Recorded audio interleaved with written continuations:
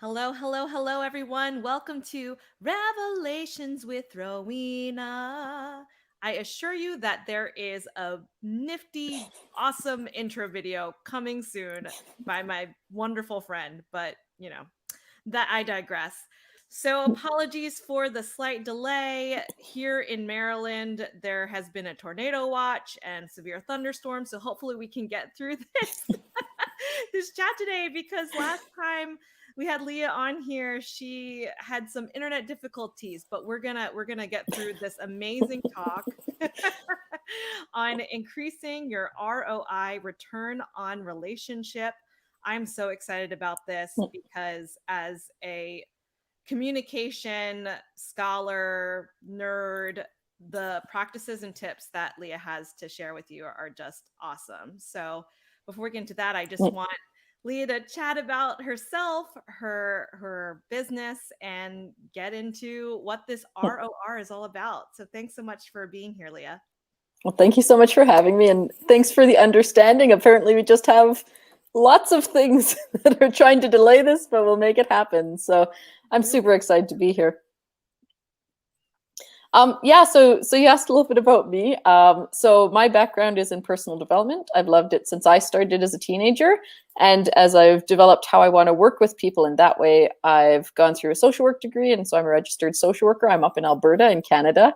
And also worked a lot with people in the field of experiential learning. And so how can you create experiences that not just give people that important piece of self-recognition, self-realization, but also then help people develop skills that they can use.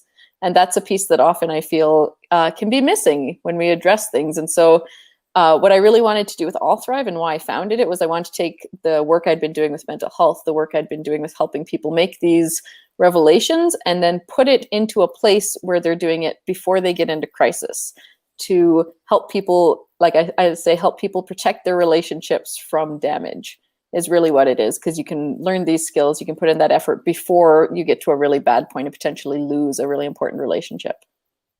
I love that. So being proactive and having the tools and these things set in place, the mindset in place so that you're not in trouble later on down the line. That's great. Totally. It's way harder to repair a damaged relationship than it is to shore up a reasonably healthy one and just make it even better. Ooh, and sometimes that shoring up can be a bit challenging and uncomfortable, which I know is part of the tips that you have for us on that ROR. So I'd love to hear what the first piece of this increasing your ROR is. Yeah, so the reason I used increase your ROR is I think a lot of people who have been in the business world have experience with thinking about ROI, right? When you're in business, you think about putting that time in, putting that money in, putting your whatever you're investing, you think about that to get the return you want. But often in relationships, like you said, it can be uncomfortable. There could be some friction or something that makes you not want to quite address it. And so instead, we just go along with what we already know. We just go along with whatever communication skills we already have or whatever relationship skills. So when I talk about ROR, it's what can you do, what can you practice that you put in that little bit of extra effort and get back a huge return? Because an amazing relationship, as I'm sure everyone has experienced at one point, just feels amazing. It's the best thing you can get. So you asked about the first piece. The first piece I like to talk about in terms of relationship is kind of the assumptions we make, and that we take a lot of things personally that aren't necessarily personal attacks. It's very easy to have maybe a romantic partner and they have that one habit that just drives you crazy.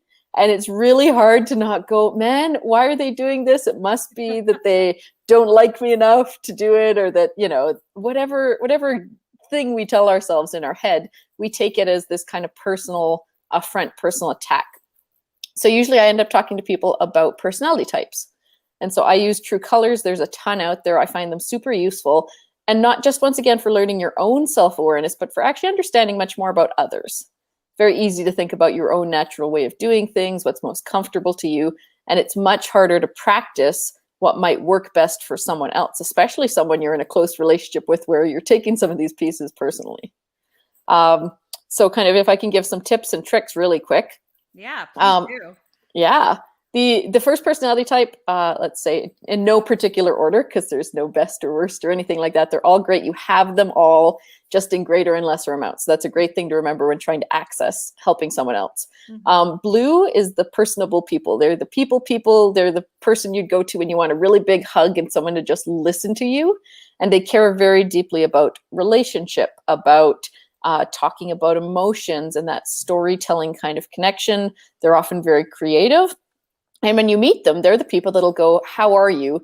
And they actually want to know how you're doing. It's not, they don't want to find, they actually want to hear about your life or your experience and how you're feeling.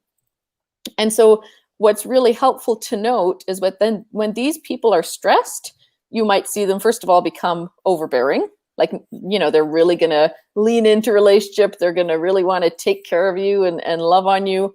Or conversely, they might actually withdraw because they're waiting for someone to come and find them and take care of them, which could be very confusing for some people. But what they're really looking for is relationship. So if even in that little glimpse you thought, oh, I know someone in my life who's, that relational, connected, probably touchy-feely, like they really love physical contact. When they're stressed, what they want is to sit down, look them in the eye, have a good conversation, and just be with each other. Second one I'll talk about is gold. And golds are your structured, organized planners. And so a gold, generally, you talk to them, they'll have their next 10 years laid out in some form. Maybe they've organized their sock drawer. They're those people that, there is a right way to do things, and they're going to follow that way, usually a very traditionalist kind of way. When you meet them, they're probably, first of all, going to be early. A couple minutes early is way too late for them. And they're going to talk about structures. They want to know, what plans you have in place. And it's really comforting for them to see that kind of order. So as you might guess, then they get stressed out when there's a lack of order, a lack of control in their life. And they might start to become people that become very nitpicky, very detail oriented. If you think of maybe a micromanaging boss you have, that might have been someone who was reacting to stress by trying to control every little bit of stuff that they could. And then the reverse, though, too, is if you know someone like this is feeling stressed, they're feeling that loss of control, which COVID obviously could have maybe given them a huge sense of, you can help them make plans, help them create schedules, or often even better, they probably have a plan, and you can ask them how you can help them fulfill their plan, because they have a great idea of what they want to do, and just do it to a high quality, because they tend to care about perfection and that quality of work. Then you've got oranges. Oranges are your spontaneous, adventurous. If you think your classic life of the party, the way we think about fun, it's those people, like big personalities. They're not going to care too much about structure and organization. They're living in the moment, and they're going to bring you along for a fun ride. So when you meet them, conversations could go 5 different directions. You're probably instantly going to be their friend, and they're going to be like, yes, this is so fun. So super awesome to have that energy. And a lot of entrepreneurs, if you have a entrepreneurial audience, lots of entrepreneurs tend to be orange. But of course, when they get stressed, they can kind of go fully out of control. They're seeking freedom. They're seeking that sense of fun. And so they might kind of start pushing rules and feel like really all over the place. And the way you can help them, though, is being in the moment. So if you can say, hey, let's go do something, fun activity right now. Or, let's make something gamified. Let's make it a challenge and competition. And once again, bringing that fun kind of energy. And then finally, last but not least, is green. And greens are your logical, analytical knowledge seekers. They're people that want answers. The kid that asks why, but why, but why? That's probably a kid who's embracing their green at that time. And so they want information. When you start a conversation with them, they're probably going to not do a lot of small talk, not going to talk a lot about emotions, but they're going to get to the point, and they want that knowledge, that information. So as you could guess, they get stressed when there isn't knowledge and information. They can also get stressed when there's lots of emotions, because emotions are not logical. They don't make sense. And so that can bring them stress. And when they're stressed, what they're really looking for is either knowledge. So if you can provide more information to them, or the other thing they're looking for is space. So these are not good people to go and try to help and like be right there and supporting. They probably actually want just a little bit of time to think, a little bit of quiet. So as you can see, you might have recognized yourself as I was talking in one of those colors as a primary color. You might have thought of your romantic partner or your kids or a colleague or a client.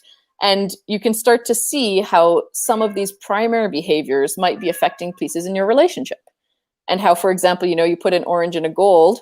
One of them really wants this freedom and excitement. The other really wants order. It's not that one of them's right. It's not that one of them's wrong. Obviously, different times maybe to embrace different situations, but they could obviously come into conflict. And it's not, once again, from a place of meanness. It's just from what they see as best and what they enjoy. So that's the first one. So this Yeah. is called the True Colors, Leah? It's called True Colors. Yeah, there's lots of resources online. They've been over 40 years. They've got resources for parents and teachers and businesses, all sorts of stuff.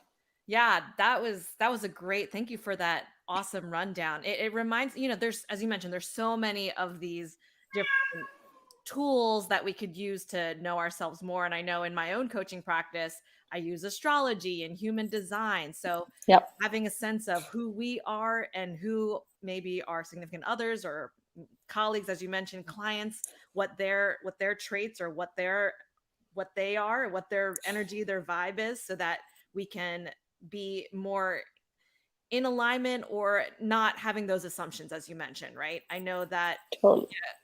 actually at the time of this recording, my 5-year wedding anniversary is tomorrow.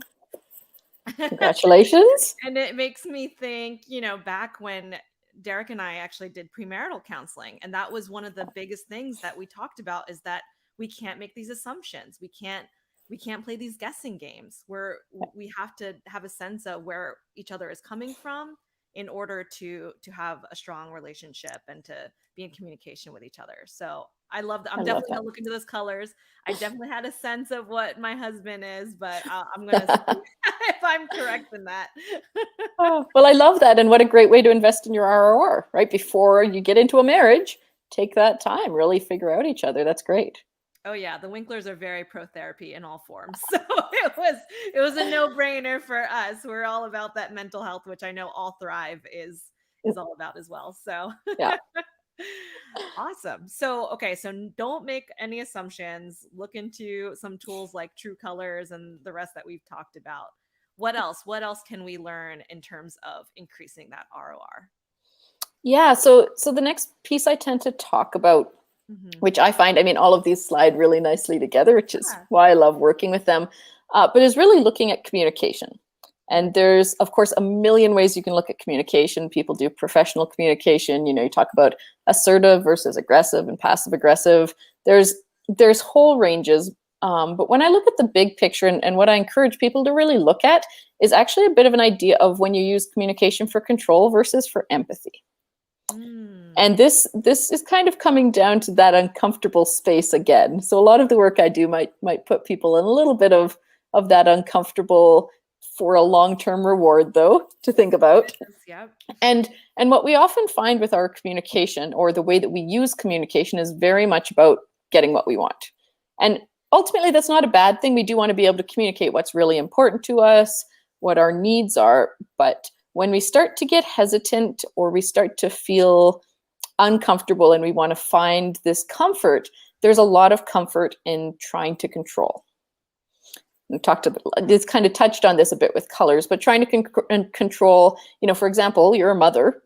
There's a piece of, especially as your kids get older, that you're going to want to be able to say, hey, you got to be home at this time. You're going to do this, because you're thinking about safety. You're thinking about how much you care about them. And it's a nice, safe black and white feeling if you're able to say, do this, don't do this. Yeah. And on some level that works. I certainly don't want you sitting on a corner as your kid's running into the street being like, let's talk. No, there's times you definitely want to use a little bit of control and make sure there's that safety. But what happens is we spread that to all of our communication. And whether that's work communication, whether that's personal communication, we use it as a pattern. And one of the ways I love to help people explore the idea behind going the opposite way is really helping people identify both feelings and needs. So I use a lot in the modality of nonviolent communication, if you've heard of that.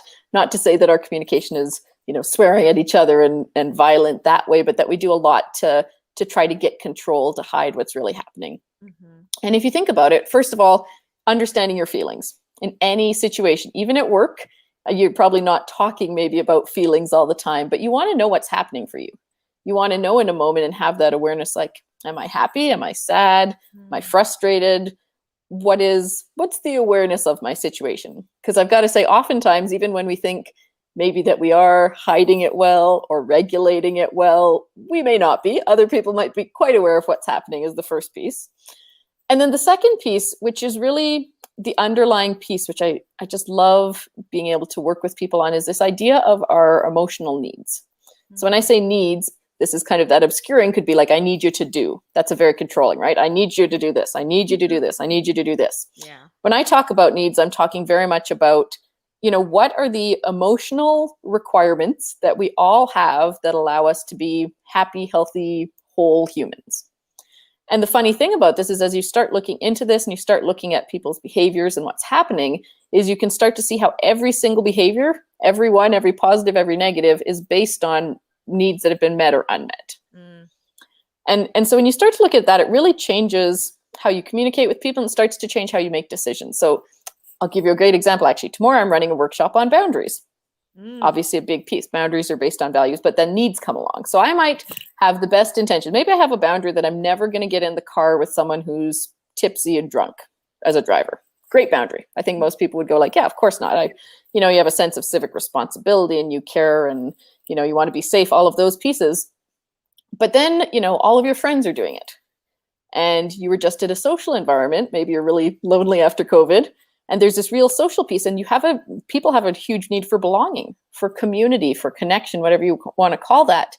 Yeah. And if you're not aware of what's happening, maybe you're just going to try to fill that need in an unhealthy way, like getting into the car with someone. And so the same kind of thing happens with communication. When we're not aware in our communication of what needs we're trying to fulfill, we might try to control. We might say, I need you to do this, and I'm not aware of my emotions, so I'm going to lash out in these different ways. And we're just kind of blindly grasping. And when we can both help understand, once again, our own experience, same way with True Colors, understand your own experience, but also understand others and start to empathize and say, well, wow, once again, maybe that person wasn't doing this to be a jerk, or maybe, they were in a place of hurt. And once you can understand that, once you can build the language around it, you can say, oh, like I get it. I get it on a deep sense. I care about this person. And the funny thing is, the paradoxical thing is, you can actually do much more to change someone else's behavior when you use empathy than you can if you're not using empathy, if you're trying to use that piece of control. We had one of my favorite examples when I was working with teenagers at a wilderness substance use mental health camp. We had teens out for 3 months. We'd bring them out. We'd bring their parents out. And we did a whole weekend working with this, with communication with these two families, like kids and teens. Let's practice this. We're going to talk about feelings. We're going to talk about needs. Like, keep going through it. Practice, practice, practice. In the last half hour, we're literally trying to wrap up. And one of the dads turns to the group and says, this was really great, like really lovely stuff. But like, how do I keep control of her? And we're of course going like, oh my God, like and he was coming totally from a place of caring. He was worried about safety, obviously, like her physical safety. And it was actually thankfully one of the other dad that turned to him and went, hey, like, you missed the point. The point was, like, if we can build this empathy, we can build this relationship, this true understanding, that's going to allow you to actually create a relationship where she wants to listen to you, to hear these pieces, and vice versa, because she'll feel understood. She'll feel, like she's connected to you. Yeah. And that's exactly what we heard again and again and again. So just this deep power of being able to look at those pieces of yourself that are a little bit uncomfortable, look at pieces of other people where they might be finding that discomfort or that experience, and then bring those together and really communicate with that.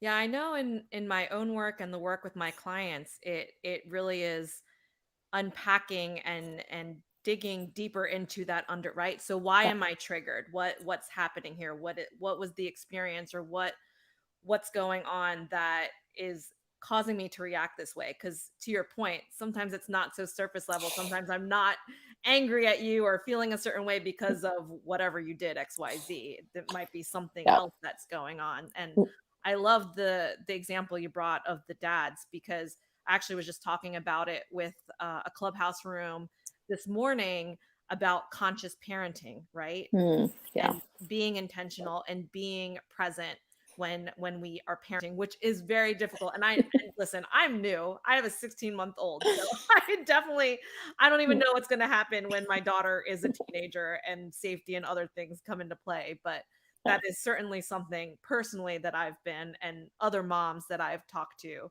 we're working yeah, on this. So it's an awesome reminder of coming from a place of empathy and knowing more about what the bigger picture is versus just snapping at what's happening face value. So I love that. totally.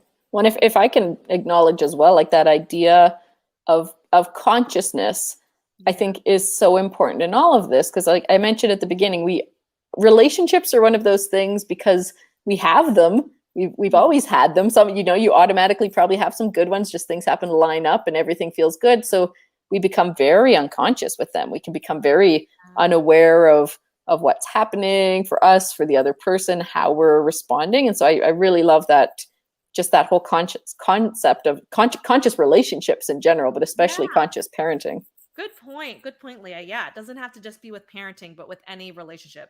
Conscious marriage, conscious dating, conscious teaching, conscious, we'll just Conscious friendship. conscious all the things, conscious Yeah, interviewing like we're doing totally, here. totally. That's fantastic. Well, okay, so we got, knowing the assumptions, coming from a place of empathy and not control, which I love because sometimes it's difficult when you're a control freak or someone who likes to have control. So that's a very helpful reminder. What else? What else can we learn from this ROR concept? Yeah, so the final piece I talk about, which plays into those pieces, and you said something earlier that really touched on it as well, is actually very conscious feedback systems. And Mm, this is another place where we just assume so much because we're very, very good, all of us, at giving unconscious feedback and receiving unconscious feedback all the time. You come home, you snap at your partner, why didn't you do the dishes? Or you smile at your kid because they gave you a pretty card that they handmade, right? And so there's lots of little instances of conscious and unconscious, and we start interpreting them and we go, well, this person usually smiles at me when I do this, so it must be a good thing. Or this person gets mad at me when this happens. We put those together. And the challenge with that, though, is there's a whole history in all our relationships that's always at interplay. And so in some relationships, you may have had a really bad experience with a certain thing. And so you've said, mm, well, I'm not going to do that thing because when someone looks like this, it means that they're feeling this way or that this is a bad thing. And so you just blanket statement that onto actually all your relationships. ooh, I don't know if you've experienced this before. For example, when we work with teenagers, it's really interesting as an adult working with teens that they'll often put you in the role automatically, like mom or dad or other authority figure, and you just take on all of that person's stuff. mm-hmm. So it's totally natural as a human. This isn't meant to like blame anyone with this. We all do all of these habits. Yeah. But what we're not always good at, and the really important piece, is actually intentionally asking and telling people what actually works and doesn't work in our relationships. Because it's going to be individual. It's going to be completely unique to every single relationship. So, and this can play into colors as well, right? Rowena, you're really relational. You love it when I come. We haven't met, of course, but you love it when I come and give you a hug. It makes you feel so good. And Well, I we would, have by this, the way. I yeah, do I, I do enjoy hugs. I had a sense that might be the case. But maybe I have a friend who really isn't a big fan of physical touch. So if I go, well, most people like hugs, I'm just going to go hug them. Mm, That's what's that doing potentially to this other relationship? And are they, comfortable giving feedback? It can be also, once again, very uncomfortable to say, hey, this isn't working as well as I hoped between us. And because people usually have had, like, even when I said feedback, some people might have heard that and gone, oh, I don't like feedback. I don't like talking about it. It's been used meanly against me, right? Someone used it abusively potentially, or that boss, given all that, like, mm, trying as a way to cut you down. People have used feedback in really negative ways. And so really working with this idea of reframing feedback is, first of all feedback's about relationship, because all things that you do affect your relationship. So it can all be about that impact there. And then the second one is that feedback's an investment. Feedback's an investment in your relationship. mm, If I didn't care enough about our relationship, Rowena, I wouldn't bother saying to you something that might be a little bit hard or something that could improve our relationship, because why bother putting in all that effort, all that potentially awkward energy, if you're some person I've never met before, will never meet again? There's really there's no point. But it's the people that we know the most that we really should be giving feedback to that often don't get it because we're so afraid of hurting the relationship. Right, right. The Mm, it's the indifference that should be the red flag, right? When you don't totally. care anymore, you don't want to invest or increase that ROR, you're not going to give the feedback. So I love this idea of reframing feedback as Mm, showing that you are invested and care about the relationship. That's a totally. great reminder, Lee. I love it. It is 100% an investment. And if I can leave people especially with a thought or a practice today, is how might you feel comfortable talking about feedback in a way that's healthy? So first of all, there, give some more positive feedback, give some very intentional. The amount of times I've worked with people and they heard something from someone that they didn't realize how much of an impact it had in a positive way, they just blew their mind. They're like, oh, I didn't realize I was changing someone's life doing this. Like, first of all, what a great feeling of joy and connection from that. But also that when people are giving feedback about things that they'd like to change, that we don't have to call it critical and negative and all of those pieces. It can actually just be change based. So it can say, something that you could do that would improve our relationship would be. And Yeah. then you don't have to go into the nitty gritty of, and you didn't put the dishes away, and you didn't do this, and you didn't da da da, right? Like just that pile of poop on top of, right? You're just complaining about all the bad things. Instead, it might lessen some of that pressure of I'm going to hurt someone with my comments to instead say, hey, just something you could do that really help our relationship would be. And let that be. And then when you take on feedback, try to be as non-defensive as possible, like recognize you may have really tried hard, you may have had great intentions and it didn't quite work, and that's okay. Forgive Mhm. yourself that, and then play around with what you get, because also you don't have to 100% take everyone's feedback and change your whole being because of it. You just know that in the relationship between you and that person, you can adapt things to help them out a bit more and be a bit closer. I love that. It you're being open to receiving, but yeah, if it's something that doesn't Yeah, jive with you, you don't have to receive everything. You could just take and just know, acknowledge, okay, this may shape our relationship in this way, and that's okay, right? Because totally. we're always changing, we're always growing, and I think just being honest with that and giving each other that. I love the reframing bit. Just the whole thing is just so powerful because we get into these cycles, these negative loops like, oh, we get anxious because someone said something, and at least for me, right, as a people pleaser or recovering people pleaser, right? Totally. It's it's helpful to know, no, it's just they're helping invest in this relationship because if they Yep. didn't care, they wouldn't have said anything in the first place. Yep. It's That's exactly what it is. that's awesome. Well, I definitely got a lot out of this conversation and just in time for my anniversary tomorrow. Gonna incorporate this Perfect. so I have 5, 10, 15, et cetera, more years incorporating these awesome best practices, tips, and tools. Where can folks find you, Leah, if they want to work with you, know more about you? If we have our friends in Canada who want to go on an experiential, trip with you, where can we find you? Awesome. Yeah, well, people can check out allthrive.ca. So that's all together. And then also you can go to calendly.com/Leah-Fink and just book 20 minutes with me. And I'm always happy to chat. If you heard this today and you want to know a little bit more about one of the topics, feel free to reach out and I would love to share some more. Well, I'll definitely be sure to add those links in the comments and the show notes so that they're easily accessible. Thank you so, so much. And for your flexibility as we're contending with the elements and with the internet. I'm so glad that we finally sat down and had this conversation because it was so important, so needed, especially as we're navigating our relationships during this wild and crazy time of COVID. So, yeah, I think building on these relationships as we're collectively in this retreat, this lockdown is a good time to invest and tap into that. Well, thank you, Rowena. It's been an absolute pleasure to chat with you. Wonderful. All right, folks. Well, I will be sure to add Leah's information here and join us next week where we're going to have Lisa Latimer talk about from autopilot to intentionality. Own your shift. So I'm excited about that. That sounds really awesome.